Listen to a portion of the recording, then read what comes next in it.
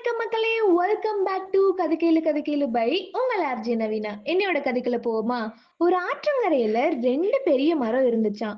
அந்த வழியா வந்த ஒரு சிட்டுக்குருவி அந்த மரத்துக்கிட்ட கேக்குதான், மழை காலம் வேற ஆரம்பிச்சிருச்சு, நானும் என் குட்டியும் இங்க ஒரு கூடு கட்டி வாழ்ந்துக்கவா அப்படின்னு கேக்குதான். அதுல ஃபர்ஸ்ட் இருந்த மரம் சொல்லுச்சுன்னா, இல்ல என்னால முடியாது அப்படின்னு சொல்லிருச்சான்.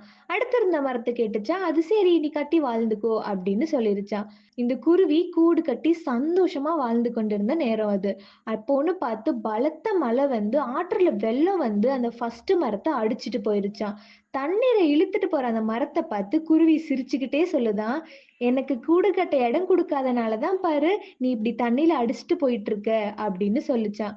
அதுக்கு அந்த மரம் என்ன சொல்லுச்சுன்னா, எனக்கு தெரியும் நான் ரொம்ப வீக்கா இருக்கேன்னு, எப்படியும் இந்த மழைக்கு நான் தாங்க மாட்டேன்னு தெரியும், தண்ணீர்ல சீக்கிரமாவே அடிச்சுட்டு போயிரும்னு எனக்கு தெரிஞ்சனால தான் நீயும் உன் குழந்தைங்களும் நல்ல வாழ்க்கை வாழ வேணும்ன்ட்டு உனக்கு இடம் தர மாட்டேன்னு நான் சொன்னேன், என்னை மன்னிச்சிரு அப்படி சொல்லிச்சான். moral ஆஃப் த ஸ்டோரி என்னன்னா, லைஃப்ல ஒரு சிம்பிளான உண்மை என்ன தெரியுமா?